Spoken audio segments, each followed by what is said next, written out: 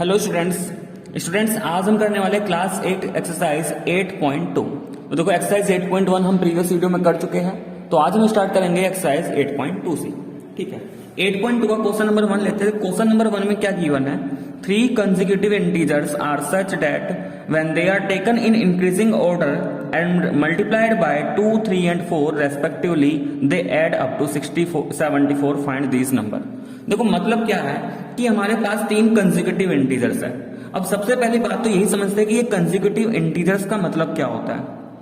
Consecutive integers, देखो consecutive का मतलब होता है कि जो लगातार आ रहे हो। जैसे अगर मैं बात करूं इंटीजर में, जैसे मान लो मैंने एक इंटीजर लिया 2। अब अगर मैं ये पूछूं कि भाई 2 के बाद कौन सा इंटीजर आएगा, तो वो क्या आता है 3। इसका मतलब 2 and 3 कॉन्सिक्यूटिव है, लेकिन ये 2 कंसेक्यूटिव है। अगर मैं पूछूं 3 के बाद कौन सा इंटीजर आएगा, तो 4 आएगा। 4 के बाद कौन सा आएगा, 5 आएगा। ठीक है, तो कॉन्सिक्यूटिव इंटीजर्स का मतलब यही है कि जो इंटीजर्स एक के बाद एक आ रहे हैं वो क्या है, कॉन्सिक्यूटिव। तो क्या मैं 4 and 6 को कॉन्सिक्यूटिव बोल सकता हूं? नहीं बोल सकता। क्यों नहीं बोल सकता? क्योंकि भाई 4 के बाद 6 तो आता ही नहीं। 4 के बाद तो क्या आता है, 5 आता है। तो 4 and 5 कॉन्सिक्यूटिव बोले जाएंगे, 4 and 6 कॉन्सिक्यूटिव नहीं है। तो ये तो मीनिंग समझ में आ चुका होगा भी कॉन्सिक्यूटिव इंटीजर्स का मतलब क्या है। अब क्वेश्चन में कैसे करना है इस बात को समझो।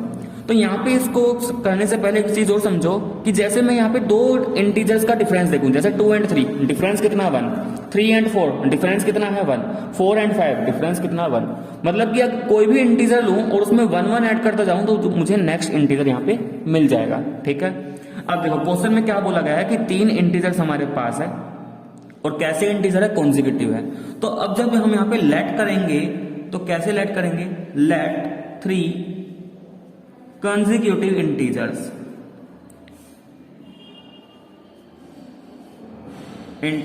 are। भाई मान लो अगर पहला इंटीजर x है, क्योंकि अब यहां पे लेट करना पड़ेगा तो वेरिएबल लेट करेंगे। मान लिया पहला इंटीजर x है, तो x के साथ दूसरा इंटीजर क्या होगा। भाई मैंने क्या कहा था कि पहला एक इंटीजर में 1 1 ऐड कर दो, नेक्स्ट मिलते जाएंगे, तो x + 1। अब इसके बाद नेक्स्ट क्या होगा, x + 1 में फिर से 1 ऐड करो, x + 2। तो ये 3 कंसेक्यूटिव इंटीजर मैंने लेट कर लिया। तो ये ऐसे ही हुआ कि भाई मान लेते हैं हम यहाँ पे 2 है, तो 2 के बाद नेक्स्ट इंटीजर कैसे आएंगे, 2 में 1 ऐड किया 3 आया, 3 में 1 ऐड आया 4, 4 में ऐड करो 1 तो एक और मिल जाएगा 5। लेकिन यहाँ पे 3 ही बोले थे तो हमने यहाँ पे 3 निकाल लिए। ठीक है, अब इतना होने के बाद ये बोला गया है कि अगर मैं इन तीनों इंटीजर को, देखो क्या बोला है, taken in increasing order and multiply by 2 3 4, कि इन तीनों इंटीजर को इंक्रीजिंग ऑर्डर में लिखा। तो अकॉर्डिंग टू क्वेश्चन क्या है ये सब बात समझो। भाई इन तीनों इंटीजर का असेंडिंग ऑर्डर तो यही होगा, x x + 1 x + 2। यहां तक तो कोई दिक्कत नहीं। फिर कहा गया कि इन तीनों इंटीजर को 2 3 4 से मल्टीप्लाई कर दो, यानी कि जिस ऑर्डर में लिखे हुए उसी ऑर्डर में पहले को 2 से, दूसरे को 3 से, तीसरे को 4 से। चलो भाई इसको 2 से मल्टीप्लाई कर दिया, इसको 3 से मल्टीप्लाई, लेकिन जब इस पूरे इंटीजर को 3 से मल्टीप्लाई तो इसको ब्रैकेट में लिखना पड़ेगा, क्योंकि x + 1 2 टर्म है ना इसमें। x + 2 इसको किससे मल्टीप्लाई, 3 4 से, इससे मल्टीप्लाई 4 से। तो बोलता है कि जब इन तीनों इंटीजर्स को हम 2 3 and 4 से मल्टीप्लाई करेंगे तो इनका जो फाइनल सम बनेगा वो final sum according to question 74 बोला गया। यहां तक कोई दिक्कत? ठीक है, तो इतना समझ में आ चुका। अब बस क्या करना है भाई, अब यहां से हम x की वैल्यू फाइंड कर लेंगे। जैसे ही x आएगा उस x को हम यहां पे पुट करेंगे तो यहां से मुझे तीनों नंबर्स मिल जाएंगे। सिंप्लीफाई करते हैं, ये तो हो गया 2x प्लस 3 का मल्टीप्लाई किया तो 3x + 3 प्लस 4 का मल्टीप्लाई करेंगे तो 4 का x में करेंगे 4x एंड 4 का 2 में करेंगे 8 इज इक्वल टू कितना, 74। वेरिएबल टर्म क्या है यहाँ पे, 2x 3x 4x। तो देखो 2x 3x 4x ये कितना हो जाएगा, 2 3 5 5 4 9, तो ये तो हो गया 9x। कॉन्स्टेंट पार्ट में आते हैं 3 + 8, तो 3 + 8 कितना हो जाएगा 11 इज इक्वल टू में क्या चल रहा है 74। बात समझ में आ गई। अब क्या करेंगे भाई, अब तो एक लीनियर इक्वेशन बन चुकी और लीनियर इक्वेशन को सोल्व करने का हमने क्या सीखा है कि भाई वेरिएबल वाले टर्म एक तरफ और कांस्टेंट वाले टर्म एक तरफ। इसका मतलब ये 74 पहले से आरएचएस में था, इस 11 को उठा के मैं कहां ले जाऊंगा, आरएचएस में ले जाऊंगा। लेकिन जैसे ही +11 आरएचएस में जाएगा साइन क्या हो जाएगा इसका, चेंज। इसका मतलब 9x कितना आ जाएगा भाई, 4 में से 1 जाएगा 3, 7 में से गया 6, तो x कितना। अब देखो x के पास क्या है 9 और x और 9 के बीच में साइन क्या, कुछ भी नहीं, इसका मतलब मल्टीप्लाई। तो जब भी वेरिएबल के साथ में कोई कांस्टेंट मल्टीप्लाई होता है वो कहां जाएगा, डिवाइड में। तो 63/9, इसका मतलब 9 7 63, तो x की वैल्यू तो आ चुकी 7। लेकिन क्वेश्चन में क्या था, क्वेश्चन में तो हमसे 3 इंटीजर्स बोले थे ना, तो ये बताओ x 7 आ गया तो दूसरा इंटीजर x + 1 था, तो x + 1 कितना आएगा, 7 + 1 8। तीसरा इंटीजर हमने क्या माना था, x + 2, तो x प्लस 2 कितना आएगा, 7 प्लस 2 इक्वल टू कितना, 9। ठीक है, इसका मतलब 3 इंटीजर्स क्या क्या है, 7 8 9। तो 3 इंटीजर्स आर या 3 कॉन्जिक्यूटिव इंटीजर्स आर कौन कौन से है, 7 8 9, और यही है हमारा फाइनल आंसर। बात समझ में आ गई? तो हो गया, यहां तक कोई दिक्कत तो नहीं। अब आता है नेक्स्ट क्वेश्चन नंबर 2 पर। नेक्स्ट क्वेश्चन नंबर 2, देखो क्वेश्चन नंबर 2 में क्या है, one number is 6 more than the other number. यहां से क्या समझ में आ रहा है कि एक जो नंबर है, यानी कि 2 नंबर हमारे पास है, उन 2 नंबर में से एक नंबर दूसरे से क्या है, 6 ज्यादा है। तो देखो 6 मोर लिखा है, इसका मतलब 6 ज्यादा है, 6 टाइम्स ज्यादा नहीं है। बात क्लियर हो चुकी।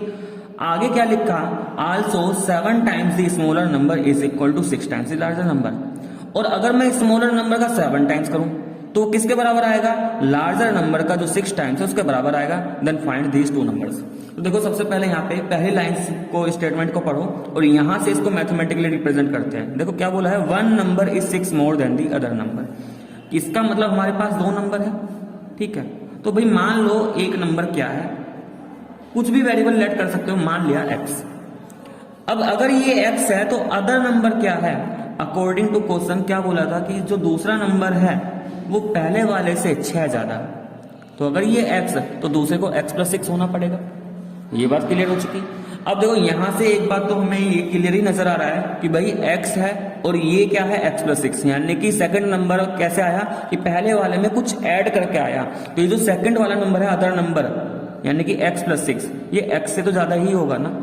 इसका मतलब ये वाला नंबर क्या है, हमारा स्मॉलर है। ठीक है, और ये वाला नंबर कैसा होगा, लार्जर होगा।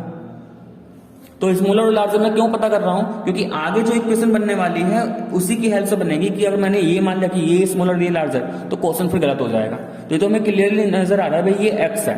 ठीक है, मान लो x 5 है, तो x 5 है तो इसका मतलब पहला नंबर 5 है और दूसरा नंबर 5 प्लस 6 11। तो सीधी सी बात है दूसरा वाला नंबर क्या है, ज्यादा। अब देखो आगे क्या बोला, आगे इसने बोला है also 7 times smaller number. 7 times smaller number का मतलब कि अगर मैं स्मॉलर नंबर को, इसको स्मॉलर नंबर को 7 से करता हूं मल्टीप्लाई, तो ये किसके बराबर आएगा, 6 टाइम्स ऑफ लार्जर नंबर। यहां तक कोई प्रॉब्लम हो तो बताओ, यहां तक तो कोई दिक्कत नहीं। भाई हमने स्टेटमेंट पढ़ा और इस स्टेटमेंट को क्या कर दिया, इक्वेशन की फॉर्म दे दी। अब बस क्या करना है, अब तो हमें सोल्व करना है। स्मॉलर नंबर क्या है हमारे पास, x, तो ये तो हो जाएगा 7x इज इक्वल टू कितना, 6। लार्जर नंबर कितना है, x प्लस 6, तो ये आ गया x प्लस 6। बात क्लियर है। अब क्या करेंगे भाई, अब तो हमें x के लिए सोल्व करना है। तो एक लीनियर इक्वेशन बन चुकी। तो सबसे पहले ये 7x, आरएचएस में ब्रैकेट से पहले क्या लिखा है, 6, और ब्रैकेट से पहले अगर कोई भी नंबर तो उस नंबर के अंदर जाकर के मल्टीप्लाई कर देते हैं। मल्टीप्लाई 6 का x में करेंगे कितना आएगा, 6x प्लस 6 का 6 में क्या, 36। ठीक है, इतना हो चुका। इसके बाद वेरिएबल टर्म एक तरफ, कांस्टेंट टर्म एक तरफ। तो 7x पहले से एलएचएस में था, देखो ये इक्वल साइन आ गया। इक्वल के आरएचएस में मैंने कांस्टेंट रखा 36, इक्वल के एलएचएस में पहले 7x पहले से ही था, कोई दिक्कत नहीं। लेकिन इस 6x को भी तो यहां से रिमूव करना पड़ेगा। तो यहां से रिमूव होगा तो कहां जाएगा भाई, एलएचएस में जाएगा। लेकिन 6x से पहले साइन क्या है, कुछ भी नहीं, इसका पॉजिटिव है, तो इधर आके माइनस हो जाएगा। क्लियर हो चुका। और 7x माइनस 6x करेंगे तो भाई कितना बचेगा, 1x बचेगा। और 1x का मतलब सिंपली हम क्या लिख सकते हैं, x। तो x की वैल्यू तो आ गई 36। इसका मतलब पहला नंबर x ही था, तो ये नंबर तुम्हारा आ गया 36। तो दूसरा नंबर कितना आएगा, x प्लस 6 ना। तो x प्लस 6 कितना हो जाएगा, 36 प्लस 6, इसका मतलब कितना, 42। तो इसका मतलब एक नंबर 36 और दूसरा नंबर 42। तो हम क्या लिख देंगे, 2 नंबर्स आर। जो यहाँ पे रिक्वायर्ड 2 नंबर की बात चल रही है वो नंबर है क्या क्या, 2 नंबर्स आर 36 एंड 42। और यही हमारा फाइनल आंसर। यहां तक कोई दिक्कत हो तो बताओ। ठीक है, तो question number 1 and question number 2 हमने कर लिया है। नेक्स्ट आता है क्वेश्चन नंबर 3 पर। अब देखो क्वेश्चन नंबर 3 को रीड करने से पहले मैं यहाँ पे कॉन्सेप्ट सिखाना चाह रहा हूँ, उस कॉन्सेप्ट को ध्यान से देखना। ठीक है, कॉन्सेप्ट क्या है समझो बात। भाई मैंने कोई एक 2 डिजिट का नंबर लिया, मान लो जैसे मैंने मान लिया नंबर कुछ भी मान लेते हैं, 69 मान लिया सपोज करो। ठीक है, अब देखो ये 69 अगर नंबर है, आपने इसका एक्सपेंडेड फॉर्म सीखा होगा। ठीक है, क्लास 6 में पढ़ा होगा, 6-7 का एक्सपेंडेड फॉर्म आता है। एक्सपेंडेड फॉर्म में क्या कर देते हैं भाई, 69 को हम कैसे लिख सकते हैं, 60 प्लस 9 ऐसे लिखेंगे। ठीक है, जैसे तुमने 125 की बात करो, 3 डिजिट का नंबर, तो कैसे लिखोगे, 100 प्लस 20 प्लस 5। तो फिलहाल मुझे 2 डिजिट में बात करनी है, 2 डिजिट की बात आते हैं। 2 डिजिट नंबर में 69 को क्या लिखेंगे, 60 प्लस 9। अब ये 69 प्लस 60 प्लस 9 भी क्या है, देखो 60 क्या है, 6 मल्टीप्लाई बाय 10, और 9 क्या है, 9 मल्टीप्लाई बाय 1। तो ध्यान से देखो यहां पर 6 क्या था, 10th डिजिट। 6 क्या है यहाँ पे, 10th डिजिट, और ये 9 क्या है यहाँ पे, यूनिट डिजिट या फिर 1st डिजिट। तो ये 6 इंटू 10 प्लस 9 इंटू 1 है क्या, भाई हमने कुछ नहीं कर रखा। 69 को हमने कैसे ब्रेक किया कि उसकी 10th डिजिट को 10 से मल्टीप्लाई कर दिया, प्लस उसकी यूनिट डिजिट को 1 से मल्टीप्लाई कर दिया, यही कर रखा है ना। अब ये चीज मैं क्यों सिखा रहा हूं तो समझो। भाई मान लो मैंने कहा कि एक यूनिट डिजिट वो तो मान लिया मैंने x, और 10th डिजिट वो मान लिया मैंने y। तो मैं कह रहा हूं कि ये यूनिट डिजिट x है, ये 10th डिजिट y है, तो इसको हम कैसे लिखेंगे, यानी कि यहां से नंबर क्या बनेगा। अब एक तरीका तो ये है, तुम सीधे सीधे बोल सकते हो कि जब यूनिट डिजिट x है, 10th डिजिट y है, तो यूनिट डिजिट को x को यूनिट प्लेस पे, 10th डिजिट को वो 10 प्लेस पे, तो नंबर y x होगा। चलिए ये बात समझ में आ गई, y x, ठीक है। लेकिन यहां पे अगर हम देखें, क्योंकि भाई यहां पे वेरिएबल है y और x, अगर मैंने लिख दिया कि नंबर y x है, तो इसका मतलब मुझे ये समझ में आएगा कि भाई ये भी वेरिएबल, ये भी वेरिएबल, वेरिएबल के बीच में कुछ साइन ना हो तो क्या बोला जाएगा, मल्टीप्लाई। इसका मतलब तो ये y मल्टीप्लाई बाय x हो गया। अब ऐसे समझो ना, मान लो x 9 होता, x क्या है 9, y क्या है 6, आपने लिख दिया y इंटू एक्स है, और y इंटू एक्स में जब मैं वैल्यू डालूंगा तो मैं तो यही बोलूंगा कि 6 इंटू 9, इसका मतलब 54, ये तो 54 बन जाएगा, फिर गलत हो गया। तो इसको मैथमेटिकली वे में वेरिएबल की फॉर्म में कैसे रिप्रेजेंट करेंगे, तो देखो नंबर क्या बनेगा, मैंने क्या कहा था कि जो भी डिजिट है, अगर 10th डिजिट है 10 से मल्टीप्लाई कर देना, यूनिट डिजिट है यूनिट 1 से मल्टीप्लाई कर देना। तो देखो यूनिट डिजिट क्या है x, 10th डिजिट क्या है y, 10th डिजिट है y, तो y को कर दिया 10 से मल्टीप्लाई तो 10y, यूनिट डिजिट क्या है x, तो f को कर दिया 1 से मल्टीप्लाई तो नंबर आया x। इसका मतलब जो रिक्वायर्ड नंबर बनेगा वो 10y प्लस x बनेगा। और अब यहाँ पे y और x की वैल्यू डाल के देखो, अब नंबर करेक्ट निकल के आएगा बिल्कुल 69। तो ये बात समझ में आ गई। तो 2 डिजिट नंबर अगर हम वेरिएबल में रिप्रेजेंट करेंगे तो हम क्या करेंगे, 10th डिजिट को 10 से मल्टीप्लाई, यूनिट डिजिट को यूनिट से मल्टीप्लाई, और उन दोनों का सम कर देंगे। ये बात क्लियर हो चुकी। आगे इसमें एक चीज और लिखवर्ड नजर आएगा, रिवर्सिंग नंबर कि रिवर्सिंग डिजिट्स। तो देखो रिवर्सिंग डिजिट्स का मतलब कुछ भी नहीं है। रिवर्सिंग डिजिट्स का मतलब ये होता है कि जैसे ऊपर वाले केस में यूनिट डिजिट को मैंने x मान रखा है, 10 को मान रखा है y, तो रिवर्सिंग वाले केस में क्या होगा कि इन डिजिट्स की पोजीशन चेंज हो जाएगी। कैसे, जो यूनिट डिजिट है वो 10th डिजिट बन जाएगा, जो 10th डिजिट है वो यूनिट डिजिट बन जाएगा। इसका मतलब कुछ नहीं करना, सिर्फ जो वहां जहां पर y था वहां पर अब x लिखना है, जहां पर x था वहां पर y लिखना। तो देखो जब रिवर्स करेंगे डिजिट्स को, तो जो रिवर्स नंबर आएगा वो क्या हो जाएगा, y और x की पोजीशन चेंज हो जाएगी, तो ये बन जाएगा 10x प्लस y। यहां तक क्लियर हो चुका सभी को, ठीक है। मतलब कि जैसे ये 69 था तो 69 का रिवर्स क्या हो जाएगा 96। तो ऐसे भी यहाँ पे नंबर सम की फॉर्म में है, तो सम की फॉर्म में क्या हो जाएगा 10x प्लस y। सिर्फ उसकी यूनिट और 10th डिजिट को रिप्लेस कर देना है आपस में, ठीक है भाई। y उधर पहुंचा दो, x इधर पहुंचा दो, बस इतना करना है। बात क्लियर हो सकी। अब आते हैं हम अपने क्वेश्चन पे, और इसी क्वेश्चन में ये सारा कॉन्सेप्ट यूज होने वाला है। बात क्लियर है। तो देखो क्वेश्चन नंबर 3 पर चलते। क्वेश्चन नंबर 3 में क्या बोला कि the sum of digits of a 2 digit number is 12। भाई बोला गया है 2 डिजिट का नंबर है, और उन 2 डिजिट के नंबर में जो 2 डिजिट्स आ रही है उनका सम क्या है 12, ठीक है। अब ये बताओ भाई जब 12 सम है तो ऐसे डिजिट्स तो कुछ भी पॉसिबल हो सकती है। भाई हो सकता है यूनिट डिजिट 1 है तो 10th डिजिट क्या होगी, अच्छा 10th फिर 11 तो देखो भाई डिजिट है तो 0 to 9 के बीच में ही आना पड़ेगा, तो 1 तो नहीं। मान लो जैसे 3 है तो ये क्या होगा 8 होगा, ये 4 है तो ये क्या हो जाएगा 7 आ जाएगा। तो ऐसे तो बहुत सारी सिचुएशन पॉसिबल हो सकती है। तो हम क्या करेंगे, वेरिएबल में मानेंगे। भाई मान लेंगे लेट कर लेते हैं यूनिट डिजिट क्या है x है। अब देखो अगर यूनिट डिजिट x है तो 10th डिजिट क्या होगी। भाई हमें ये पता है कि दोनों डिजिट का सम रहना है 12। तो अगर एक x है तो भाई इस 12 के 2 हिस्से कर लो ना। मैंने इसका एक हिस्सा कर लिया x, तो बचा हुआ हिस्सा कितना बचा टोटल में से जो एक हिस्सा है वो माइनस कर दो, 12 माइनस एक्स। इसका मतलब अगर यूनिट डिजिट एक्स तो टेंस डिजिट कितना, 12 माइनस एक्स ना। और ध्यान से देखो, अगर दोनों को ऐड करता हूं तो क्या 12 मिलेगा, बिल्कुल मिलेगा, क्योंकि माइनस एक्स से प्लस एक्स तो कैंसिल, बचेगा सिर्फ 12। तो यहां तक तो क्लियर हो चुका। पहले डिजिट हमने एक्स मान लिया, और तो टेंस डिजिट क्या बनेगा, जो टोटल सम दे रखा था डिजिट्स का उसमें से एक्स को माइनस कर देंगे, तो टेंस डिजिट निकल के आ चुका। अब आगे क्या बना, यहां तक लेट करने के बाद जो नंबर बनेगा देन ओरिजिनल नंबर। तो मैंने अभी क्या बताया था कि नंबर कैसे बनाओगे, सम की फॉर्म में कैसे लिखोगे उसको, कि जो टेंस डिजिट है उसको किससे मल्टीप्लाई करना है, 10 से। तो देखो टेंस डिजिट क्या है, 12 माइनस एक्स, इसको किससे मल्टीप्लाई किया, 10 से। यूनिट डिजिट क्या है, एक्स, इसको किससे मल्टीप्लाई करेंगे, 1 से। ठीक है, यूनिट डिजिट क्या है, एक्स, इसको किससे मल्टीप्लाई करना है, 1 से। और 1 से करो या ना करो एक ही बात ही है।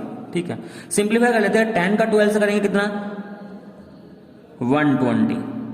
10 का माइनस एक्स से करेंगे तो माइनस का 10x, और ये हो जाएगा प्लस एक्स, तो कितना आ गया, 120 माइनस का 9x।